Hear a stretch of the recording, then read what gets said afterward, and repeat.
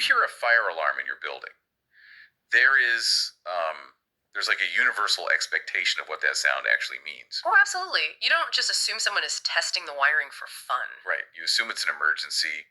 You assume there's a tangible threat to public safety that needs, an immediate organized response. And we really have the exact same social contract when it comes to a police officer walking up to your front door. Yeah, totally. Because the visual of a police officer at your residence is, it's never neutral. No, not at all. It carries the absolute weight of the law. You see the uniform, the badge, the sidearm. Those are symbols of the state's monopoly on violence. Exactly. You expect that presence to mean a law has been broken or, someone is in imminent danger. But that entire assumption completely disintegrates in the audio transcript we're diving into today. It really does. It just falls apart. So, for you listening, today's mission on this deep dive is to analyze a highly tense, real-world confrontation between a civilian and a police officer. Specifically, a Sergeant Cloetz, badge number 71892. Yeah, and we are going to explore the massive friction that happens when a civilian simply exercises their legal rights in a public space, and law enforcement attempts to step in and basically mediate a complaint that has absolutely zero legal foundation. It's wild.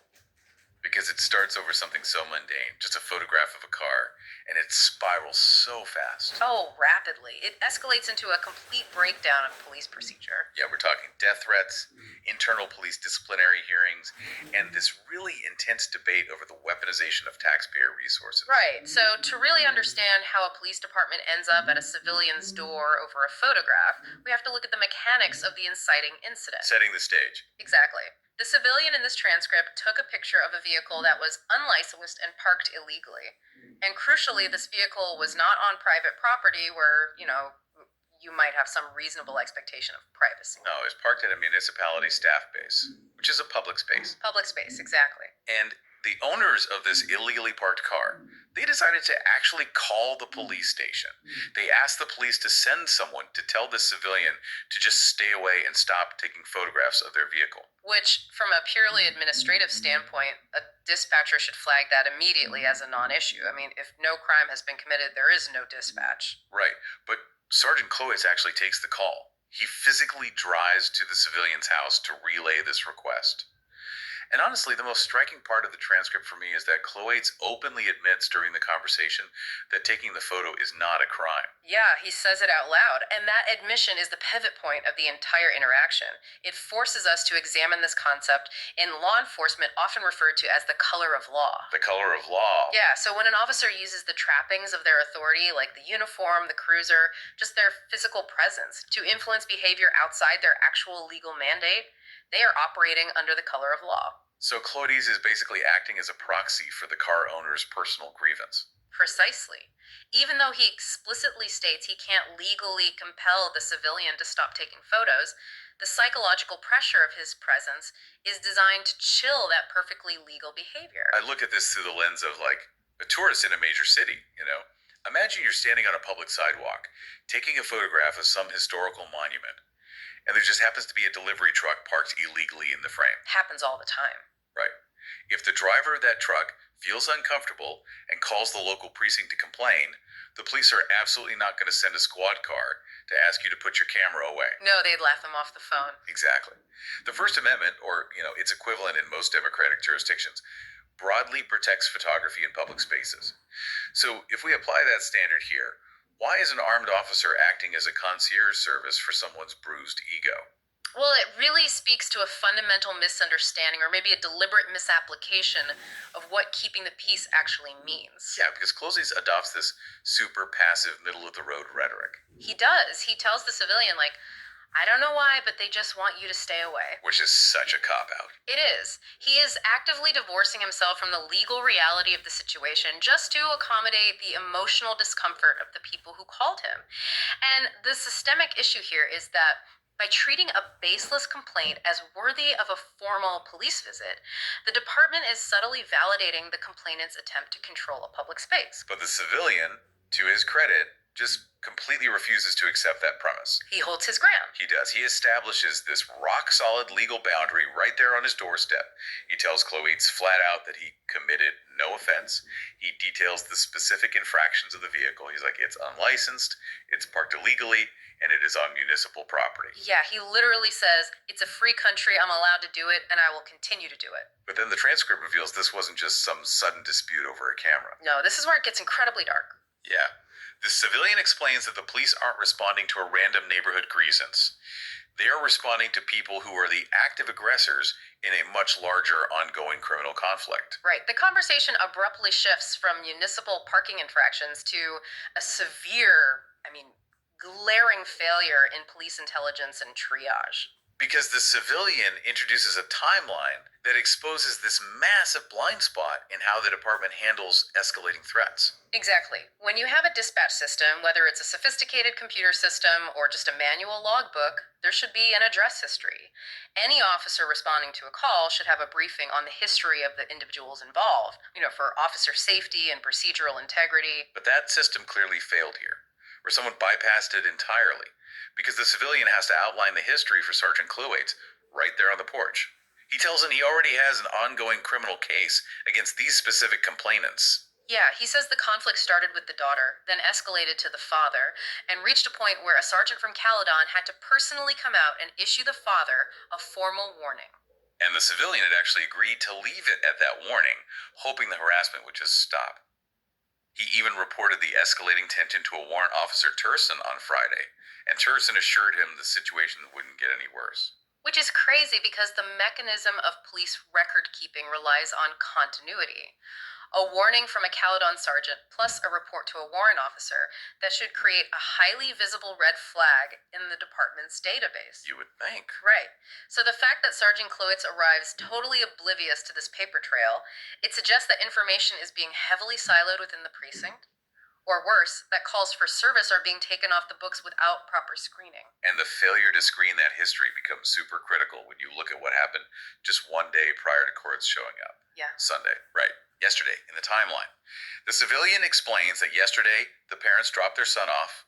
The father saw the civilian, stopped the car, and issued a direct lethal threat. Right. The transcript quotes the father saying, "Take another photograph of my car and I'll shoot you." A threat of grievous bodily harm involving a firearm is a severe criminal offense. It requires immediate investigation, potential confiscation of weapons, a formalized risk assessment, the whole 9 yards. Nothing stay. Instead, we have to look at the massive dissonance here. A man is threatened with a shooting on a Sunday. On Monday, the people who made the death threat call the police station to complain that the victim is taking pictures of their car. And the department's response is to send an officer to address the pictures, completely ignoring the threat of lethal violence. It's a staggering inversion of justice. It's honestly like asking a robbery victim to apologize for having a nice watch, or like a bank robber calling the police to complain that the teller was rude while handing over the cash, and the police sending an officer to lecture the teller on customer service. That is exactly what this is. How does a police precinct assign resources to investigate a legal photograph while treating a threat of gun violence as just, like, background noise? Well, it happens when a department prioritizes administrative appeasement over legal enforcement. When law enforcement treats a death threat with the same casual, let's just talk it out mediation approach as they would a noise complaint, they embolden the aggressor. Yeah. The police are inadvertently teaching the complainants that they can use the threat of violence to intimidate a neighbor and then turn around and use the police department itself to enforce that intimidation. And when the civilian rightly demands to know why Cloetes didn't address the death threat back at the station, Cloetes just retreats into bureaucracy. Oh, yeah. I'm just attending to a complaint. Right. I'm attending to a complaint. Yeah. But the transcript provides a piece of information that makes that bureaucratic excuse incredibly hard to swallow. We need to talk about the son. Oh, absolutely. The inside man. Exactly. The son who was dropped off by the parents right before the death threat was issued. That son is Detective Fisher. Or, depending on the audio quality, Constable Fisher. And the introduction of Detective Fisher changes the entire analytical framework of this incident. We aren't looking at a simple breakdown in communication or a flawed dispatch system anymore. No, not at all. We have to examine the institutional dynamics of a police department handling a dispute that directly involves the family of one of their own officers. Because the civilian lays out a massive conflict of interest. He tells Clowens that Detective Fisher is currently facing an internal disciplinary hearing. Right. And the charge, attempting to intimidate this very civilian while the civilian was physically inside the police station trying to open a case against Fisher's father. It's unbelievable. It is. Furthermore, protection orders have been filed against Fisher, running concurrently with the criminal charges against the father. You know, the presence of an internal affairs investigation and active protection orders against an officer requires an absolute firewall between that officer's family and the civilian involved. A total separation. Yes. The standard operating procedure in literally any modern police department would dictate that any complaint originating from the Fisher family regarding this civilian must be heavily scrutinized by a senior commander, if not handed over to an entirely different jurisdiction just to prevent the appearance of retaliation. So, are we really supposed to believe it is purely a coincidence that a department that is suddenly incapable of tracking a death threat over the weekend is somehow hyper-efficient at dispatching an officer for a non-criminal complaint about a photograph simply because the caller is related to a detective? It strains credulity. It really does. We have to question if this was a favor dispatch. Like, was Sergeant Claude Ease sent to that door not to investigate a crime, but as a deliberate backdoor tactic to remind the civilian that the department is watching him while he pursues charges against one of their own? The optics strongly suggests a subtle weaponization of police procedure. When an institution faces a threat to its integrity, like a detective facing a disciplinary hearing for witness intimidation, there are often these informal mechanisms of self-protection that kick in. Yeah. Claes claims he's there simply because somebody phoned. But in the context of an ongoing legal battle involving an officer, a uniform showing up at the opposing party's house to deliver a message from the officer's family. That is a textbook example of institutional overreach. It utilizes the state's power to apply pressure in a civil and administrative dispute. Okay, but let me play devil's advocate for a second here. Because, we hear about community policing constantly. It's often cited as the justification for exactly these types of visits. Right, the mediation approach. Yeah, modern policing models emphasize preemptive de-escalation. Officers respond to non-criminal disputes all the time. Neighbors arguing over property lines, noise complaints, parking disputes. And the theoretical goal is to lower the temperature of a conflict before it boils over into physical violence. That's a theory, yes. So, if this department knows there is a history of severe tension and threats between these two parties, couldn't dispatching Sergeant Clowitz to say, hey, maybe just stop taking pictures of their car to keep the peace, be viewed as a legitimate, albeit maybe clunky, attempt to prevent a shooting? Don't they have a duty to intervene before the death threat materializes? It's a really crucial argument to examine, but we have to dismantle the premise that appeasement equals de-escalation. True de-escalation requires a foundation of legal neutrality. The model of community policing you're describing only functions when the police are mediating a dispute between two parties operating within the bounds of the law. Okay, so because one party has already crossed into criminal behavior with an actual death threat, the mediation model no longer applies. Precisely. When an officer asks a victim to cease a constitutionally protected activity like taking a photograph in public in order to placate someone who has literally threatened them with gun violence, the officer is not keeping the peace. The officer is facilitating extortion. Wow. Yeah, that makes sense. The message being sent is that the threat of violence is an effective tool for controlling another citizen's legal behavior. If the department genuinely wanted to preemptively de-escalate the situation, the appropriate response to the Fisher family's phone call would have been to dispatch an officer to the Fisher residence to investigate the lethal threat they issued the day before. And the civilian recognizes that dynamic perfectly. He refuses to play along with it. Armed with the knowledge of his rights and the context of the ongoing cases, he just completely turns the tables on Sergeant Cloetus. It's quite the pivot. It is. He transitions from defending his right to take a photograph to actively lecturing a sworn officer on the allocation of municipal resources. The civilian's argument here is a masterclass in challenging administrative authority. He really understands that the ultimate constraint on state power is the law itself. When Cloetus tries to hide behind the excuse of, just doing his job and attending to a complaint, the civilian strips away that bureaucratic shield. He tells Cloetes exactly how the phone call at the station should have been handled. He says, and I quote, "You should have told them. We don't waste our time when a person hasn't done anything wrong to you." Which is exactly right. And then he brings in the economic reality of the situation. Yeah. He hammers home the point that entertaining nonsense complaints is a massive waste of taxpayer time and money. He basically forces the officer to acknowledge that his time and the public funds paying his salary are being squandered on a personal vendetta rather than actual public safety. By invoking taxpayer resources, the civilian elevates the dispute from a personal grievance to a matter of civic accountability. He's pointing out the opportunity cost of Cloetes' presence. Every single minute Sergeant Cloetes spends standing on a porch mediating a legal photograph is a minute he is not available to respond to an actual emergency. Exactly. The civilian successfully articulates that the department's failure to filter out bad faith complaints is a breach of their fiduciary duty to the public. And toward the end of the exchange, the civilian says something so striking. He says, "You knew that was coming." Yeah, that line says it all. Right. He is calling out the performative nature of the whole visit. He knows that Cloetes knows the dispatch was legally baseless before he even stepped out of the patrol car. And he asserts his boundary one last time, just stating he will continue to do what he is legally allowed to do in a free country whenever he feels like it. It really demonstrates that a thorough understanding of your civil rights is the most effective defense against the subtle application of state intimidation.